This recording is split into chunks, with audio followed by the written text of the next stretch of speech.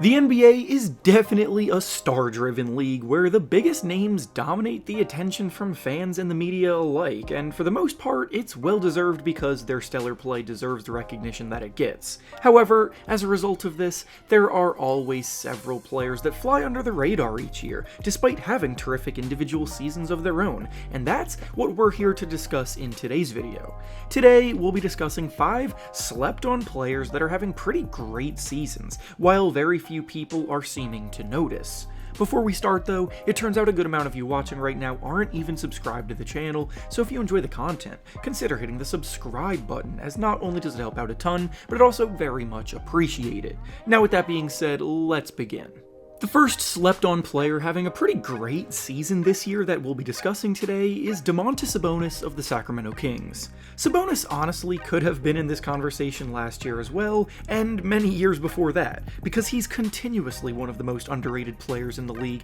and this year, he's now having an even better than last year across the board, and still isn't quite getting the recognition for it. The Kings broke out in a big way last season, finishing in 3rd place in the West, ending their playoff drought, and ranking number 1 in the NBA offensively for the season, so it was always going to be difficult for them to repeat those kind of results. However, they are still right in the middle of the playoff hunt, currently in 5th place in the West, and Sabonis is at the heart of a lot of what they do. De'Aaron Fox gets a lot of the attention for being the team's leading scorer, but they're at their best when things facilitate through Sabonis. He's leading the NBA in rebounding for a 2nd consecutive year, grabbing about 13 rebounds per game. His scoring is up from last season, putting up about 20 points per game while shooting a ridiculous 60% from the field. He's dishing out a career-high 8 assists per game, which ranks 7th best in the entire NBA, and he quite simply does a little bit of everything on the offensive end.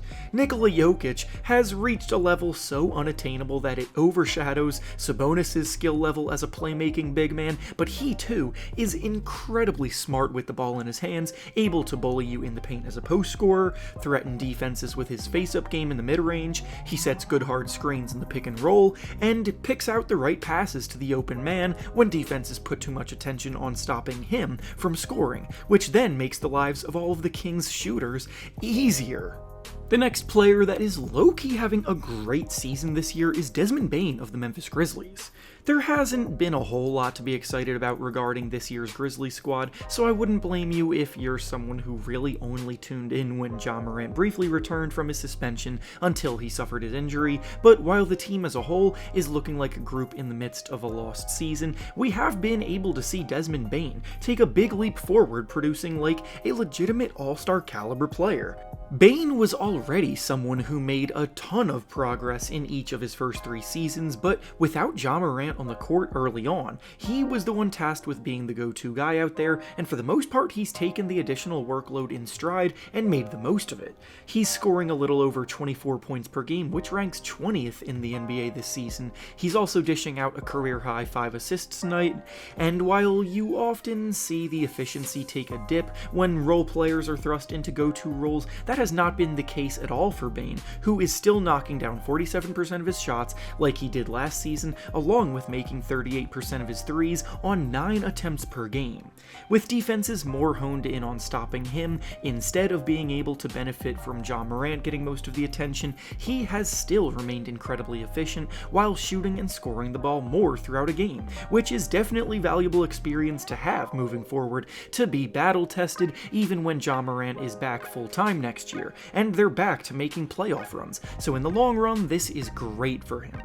The next player that's low-key having a great season this year is Terry Rozier of the Charlotte Hornets. Again, this is an example of a lowly team that typically doesn't get that much attention as is, being without their best player too in LaMelo Ball, so the overall coverage nationally of the Hornets has been damn near non-existent. Listen, I get it, LaMelo brings a lot of entertainment on his own, but Rozier has been balling out this season, and because of it, he's drawing a bit of interest on the trade market as the trade deadline approaches. Rozier is averaging 24 points and 7 assists per game this year, both of which are easily career highs for him, and he's really been finding his groove in the last few weeks, starting with a 42-point outing against the Phoenix Suns. Rozier is a volume scorer at his core who can heat up in a moment's notice and ignite an offense, and while some flamethrower types like this can be wildly inconsistent and inefficient, Rozier has actually been having a pretty solid year in that regard, shooting 46% from the field and 37% from three.